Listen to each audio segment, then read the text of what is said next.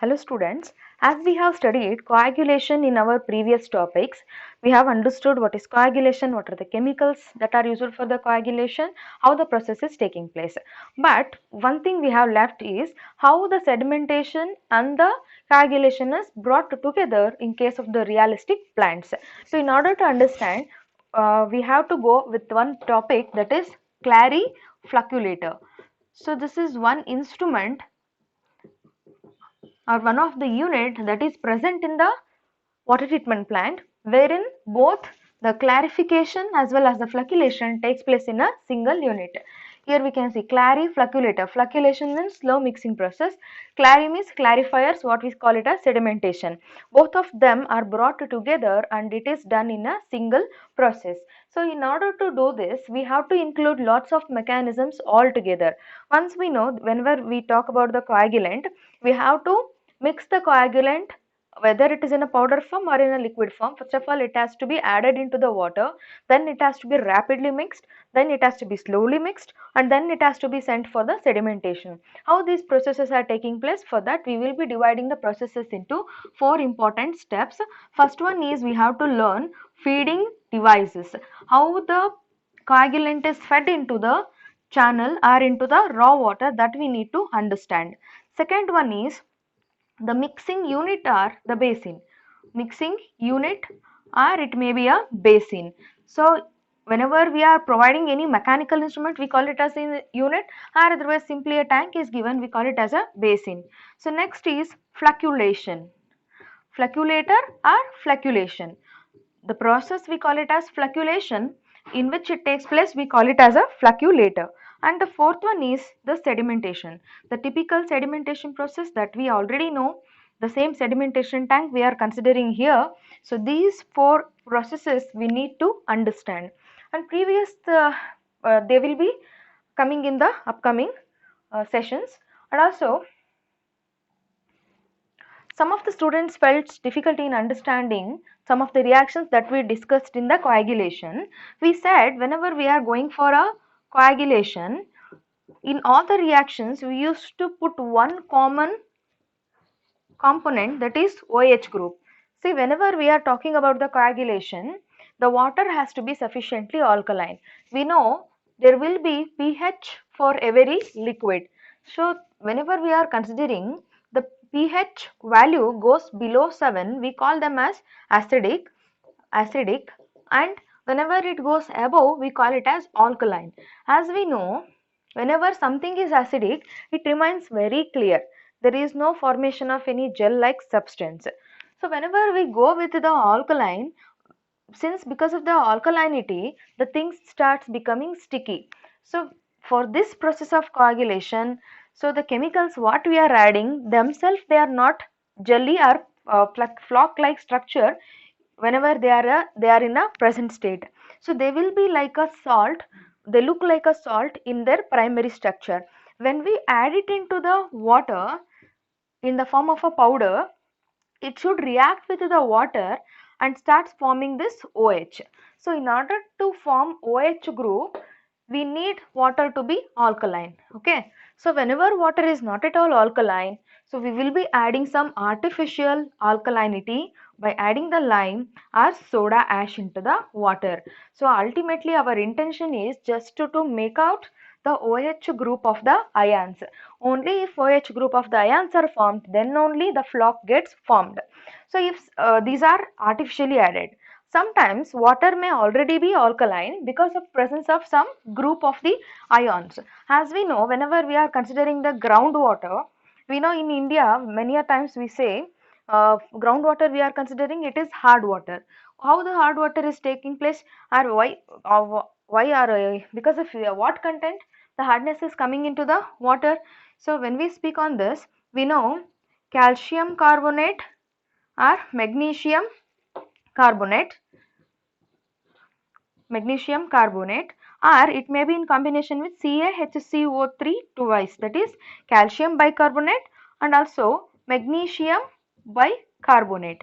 These are the components which induces the temporary hardness into the water. Also these Ca and Mg may be in combination with CaCl2 or it may be in combination with the sulfur, chlorides, nitrates. They make out the permanent hardness into the water. Removal of that is bit tedious, but removal of this is quite easy. So among this hardness causing ions, this helps us very much whenever this is already present in the water, which means when water is hard. So this component is already present. You know, here it contains the group of H and group of O. It makes us easy for bringing down the OH group of the ions into the water, which means when this group of the ions is present in the water will already be alkaline. Because of that, simply when we add the coagulant, the reaction takes place and brings down the presence of the OH ion, and the coagulation will be proceeding. Okay, this is about the coagulation. Now let us understand how these units will be working. In this arrangement, we can see a clariflocculator, which is a combination of both the clarifier as well as the flocculator, which means the operations of both the coagulation as well as the sedimentation takes place in a single tank. In such a way, the arrangements will be made. That is why this is called as clariflocculator. We can see the figure. In this, there is an arrangement. First, there comes an inlet here, and from the inlet, the raw water is getting entered. Here we can see some pipe arrangement. So through this pipe, the coagulant is fed in. So after feeding, there is a flash mixer that is provided at the top, which quickly mixes the powder or the coagulant that is getting entered in the water.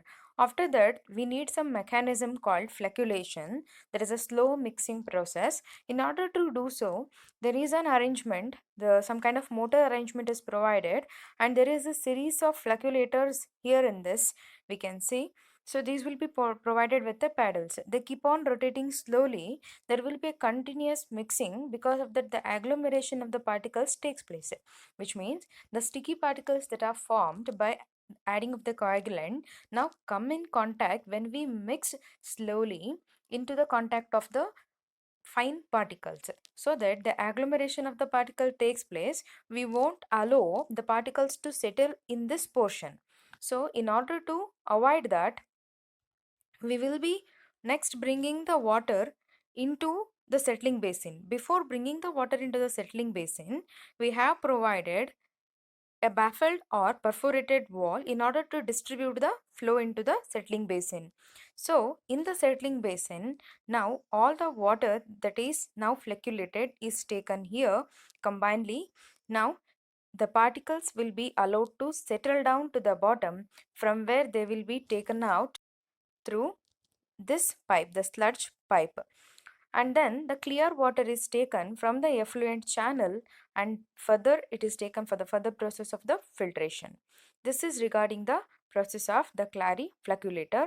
Now next we will be understanding each of the devices what we have studied here, which means the feeding device, mixing devices, and also the flocculation or the mixing process, and lastly the sedimentation process. These things we will be understanding in detail. Here in this figure, we can see the dry feeders. This is one type of the feeders.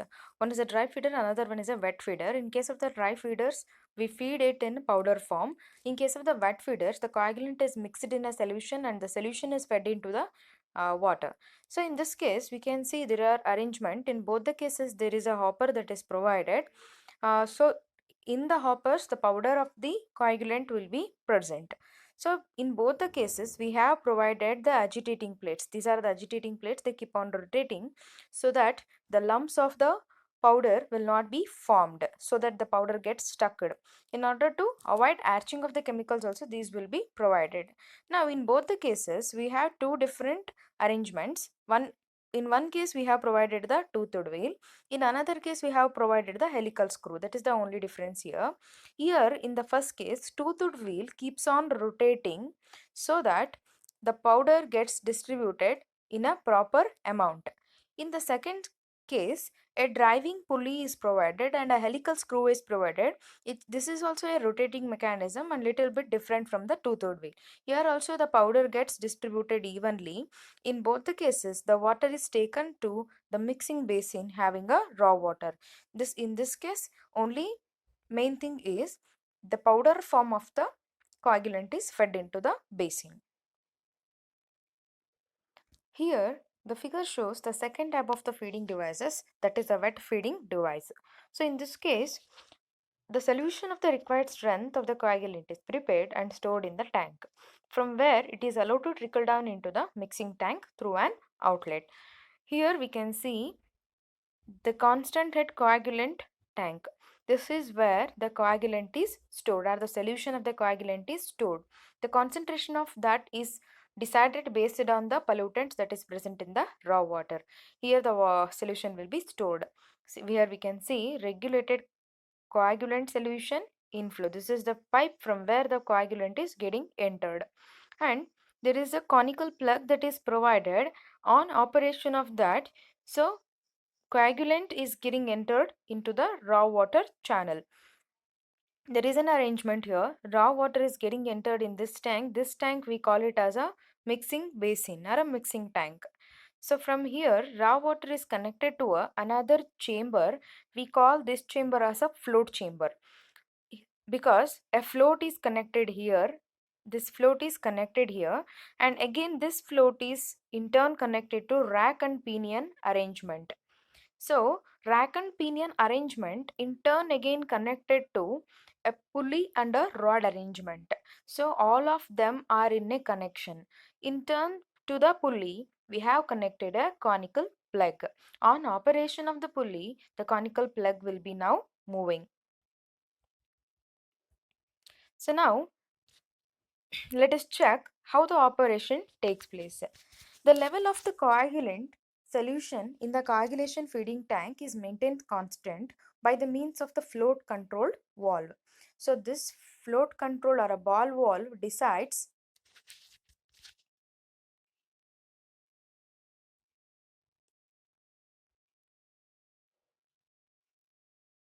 this ball valve that is provided maintains a constant level of the coagulant in the tank. And in order to ensure a constant rate of discharge for a certain fixed rate of raw water flow in the mixing basin, there is a continuous mechanism that is monitored. When the rate of inflow of the raw water changes, that is the raw rate of outflow of the coagulant must also change, because whenever the water is more, we will be adding more amount of the coagulant dosage. In order to make these two flows in proportion to each other, a conical plug type of the arrangement is being used. Here we can see the conical plug type of the arrangement that is provided in the tank.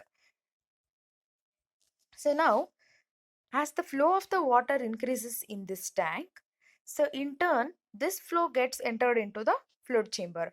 In both float chamber as well as in the mixing basin, the level will be same, or the level of the water will be same. So when the water rises in the mixing basin, the same amount of water rises in the float chamber. So because of that, the float moves up. So as the float rises, the pinion and the pulley rotates in the same direction, thereby lifting the conical plug.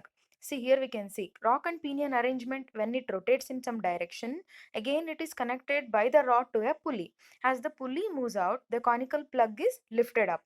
So there is a good amount of the coagulant solution that gets entered into the mixing basin. So here we can see the outflow of the coagulant. So as the level decreases in the tank, again the float comes down, and the pinion arrangement in turn connected to the pulley now makes the conical plug to fit into the position. So by this arrangement, the solution of the coagulant is fed into the raw water. The second important component is the mixing devices or the mixing basins. After addition of the coagulant, the raw water and the coagulant mixture is thoroughly and vigorously mixed. This violent agitation of the water can be achieved by the means of the mixing devices. First one, let us take up the mixing basins with the buffle valves. In the figure, we can see two types of the basins. In first one, it is showing us the plan, and the second one in this case is showing us the elevation, wherein there is a vertical flow of the water. See, there will be two kinds of the flows. One is a horizontal flow and another one is a vertical flow. See, in both the cases, the baffles are provided, and the baffle type of the mixing basins are generally rectangular tanks, and which are divided by giving the baffle walls. The baffles may either be provided in such a way that the water flows horizontally around their ends, or they may be provided as to make the water to move vertically over and under the baffles. In the first case, we can see once the water enters through the inlet, it has to flow in a horizontal pattern. So this one we say it as a horizontal flow. In this case, we can see in the second one, once the water enters, it has to move under and also the upside. So this is the way in which the vertical flow is brought down. So in both the cases, our intention is just to mix the water and the coagulant. In both the cases, we can achieve by the hindrance and the disturbances that is created by the provision of the baffles in path of the flow, that gives the sufficient agitation to the water with coagulant. The last one what we studied is the mixing basin provided with the baffle walls. In another case, mixing basins, instead of providing with the baffle walls, we can also go with the mechanical devices. Here the basin is equipped with the mechanical devices that makes the mixing possible, or the sufficient agitation is given by mechanical means. Here in this figure we can see the different parts. First of all, see this whole of the setup, we call it as a mixing tank, and this is a mixing tank wall, and the inlet for the raw water is here. From here the water is getting entered, and once the water gets entered, there is a wall that is provided. This one we call it as a deflecting wall. So once, because of this deflection of the water takes place, means once the water gets entered, it has to hit the deflecting wall and it falls down and moves like this. Instead of getting directly entered, it will be deflected at the bottom towards the impeller. Here we can see some other arrangements. There is a impeller that is provided and mounted to the impeller shaft. In turn, it is connected to the electric motor, which means electric motor directly drives the impeller, which is connected to the shaft. It keeps on rotating like a fan. To this arrangement, we are feeding the coagulant directly. So directly when the coagulant enters, it will be fed to the impeller fan. Here we can see coagulant pipe from the feeding device directly to the coagulant. Here we can see the feeding device as we studied in the last case. It may be a dry feeding or a wet feeding. In both the cases, by the feeding device, the coagulant has to enter to the mixing basin. Since this is the second unit that we are considering after the feeding devices. After getting sufficient mixing here, the in case whenever the sludge is settled at the bottom, here drain valve is provided in order to remove the sludge. We are not intended to make the particles to settle in this basin. For this purpose, we are providing the sedimentation tank. Here, even though in extra cases some of the particles may have settled in the bottom, may be removed by the drain valve to for the sludge removal. After that, the water that is sufficiently mixed, now it is taken out from the outlet to the flocculator. Next unit will be flocculator, because in this case there is a rapid mixing of the water, but rapid mixing just brings down the coagulant in contact with the water, but it doesn't create the agglomeration of the particles. In order to create the agglomeration of the particles, we have to go for the flocculator. Let us now study or understand how the mixing basin with the flash mixer works. Here, as we see, it consists of a rectangular tank which is provided with an impeller which is fixed to a impeller shaft which rotates at a high speed as it is driven by an electric motor. The coagulant is discharged just under the rotating fan, that is on the impeller. The raw water is separately brought from the inlet end and it is deflected towards the moving impeller by the deflecting wall. The thoroughly mixed water is then taken out from the outlet and the drain valve is provided for removal of the sludge. the general speed that we provide here is 100 to 120 rpm, that is rotations per minute. And also the time for which the water will be staying here, that is detention period, generally it is for half to 2 minutes. That's it, because if we are giving more of the detention time, particles start settling out here itself. That is why we are giving a very short detention period.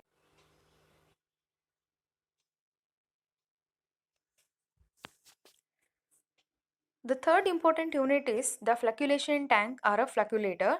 As we told, in case of the mixing basin, we are just bringing on the rapid mixing of the coagulant with the water. In the third stage, we want the flocculation process, which means the slow mixing process that creates the agglomeration of the particles, which means the dirt particles which are now surrounded by the coagulant are now have to come in contact and become a mass of the particles.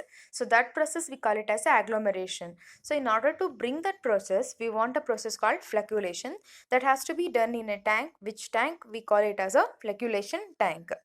From the mixing basin, the water is now taken to a flocculation tank called the flocculator, and where it is given a slow stirring motion. That is the intention here. The rectangular tank is now fitted with the paddles. So first of all, let us understand the various components and then we can understand its mechanism. Here there is an inlet from the mixing basin. Here we can see the inlet from the mixing basin. This tank we call it as a flocculation tank. Here again drain valve is provided in case any sludge is settled down. So next is the outlet to sedimentation tank. As we told, next unit will be the sedimentation. In order to take the water to the sedimentation tank, a outlet is provided.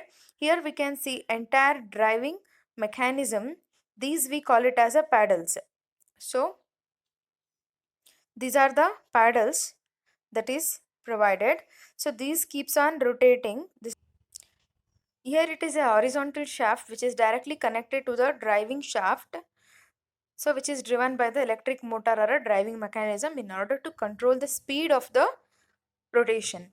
So here general rotation or the speed that will be kept is 2 to 3 rpm, because we want a very slow mixing. Because of that we are giving very slow or a very low amount of the rpm that we have kept it here. So then let us see the mechanism. The rectangular tank that is fitted with these paddles is operated by the electric motor and can best serve this purpose, although even a plain flocculation chamber with controlled flow velocity are also possible. In case we are controlling the flow velocity also, horizontal flow velocity also, this process can be done. So we need not always provide the paddles in order to rotate the solution. We can also go for a slow mixing by providing any chamber, as we do it in a plain sedimentation tank, just by increasing the horizontal flow velocity. The water that is coming from the flocculator is taken to the sedimentation tank. That is our intention here. And as we already discussed, the rotation here is very lesser, that is speed is 2 to 3 rpm, and the usual value for the detention period in this case is 20 to 30 or 20 to 60 minutes is taken, and normally 30 minutes is general value which we take. So here we can see somewhat the detention time is increased when we compare to the previous case. Since there is continuous slow mixing in the process, particles won't settle to the bottom. Because of that we can give 20 to 60 minutes, but normally preferred is 30 minutes. The velocity of flow through such a flocculator is not important, because the paddle's rotation prevents the flock from settling. That is the ideal condition here. Because of that we can give a sufficient value for the detention period. This case is the sedimentation tank. After feeding the coagulant through the feeding device, and then we brought it into the mixing basin where we thoroughly mixed the solution. That is, we made the coagulant to be mixed with the raw water, and then the next unit we taken it to the flocculation, which means after the rapid mixing we brought into the slow mixing process, and at last we want the particles, which we call it as a pollutants, to be settled down to the bottom. So in order to do so, we bring the entire mixture of the coagulant and the raw water into the final unit, which we call it as a sedimentation tank. In the figure we can see the coagulation sedimentation tank. So sedimentation tank, in a plain condition we have already seen it will be generally a tank. In this case we are calling it as coagulation sedimentation tank, which means we are combining the coagulation as well as the sedimentation, both of the processes in a single unit. Here we can see inlet channel from mixing basin. After the mixing basin there is a inlet channel from which the water is getting entered. Here we see the water that is stored in the inlet channel, now it is distributed from the distribution channel. So after that it enters the flock chamber. The flock chamber depth is different from the settling chamber depth, and from the flock chamber the water gets entered into the settling chamber, and from there it is taken to the outlet channel. So sludge is settled at the bottom. This is a very common factor in case of the sedimentation, and here also some slope is provided around 1 in 50 in order to make it drained easily to the drain wall, which is provided for a purpose of the sludge removal. And in this case it is possible for us to combine both flocculation tank along the sedimentation tank, or else we can also go for providing only a single unit of a sedimentation tank. But this providing the combined of coagulation and sedimentation tank is useful. And in this case the plain flock chamber, here it is provided without any mechanical devices, and water that enters to the sedimentation tank first enters the flock chamber, and the detention period that is given for the flock chamber is generally 15 to 40 minutes, and for the sedimentation we go for around 2 to 4 hours. Here it is very less of around 15 to 40 minutes, but in this case it is around 2 to 4 hours. So that is the idea behind it. So here by making out the detention time, so we can understand what is our intention. We don't want particles to settle down in the flock chamber, that is why we are giving around just 15 to 40 minutes, but in case of the settling chamber we are giving it around 2 to 4 hours. So after giving sufficient detention time, particles start settling in the settling chamber.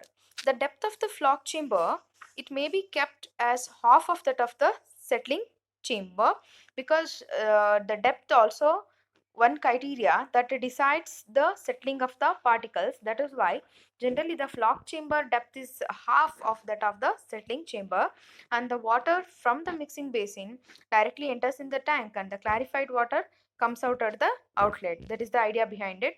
One is the mixing basin from where the water enters, and the water that is purified is now left into the outlet channel. And depth of the sedimentation tank varies from 3 to 6 meter and is generally provided and cleaned with the intervals of 6 months. That is the typical cleaning time that we practice. So in case whenever we go for a cleaning, all the sludge that is settled at the bottom is completely washed off. This is the operation with respect to the coagulation sedimentation tank.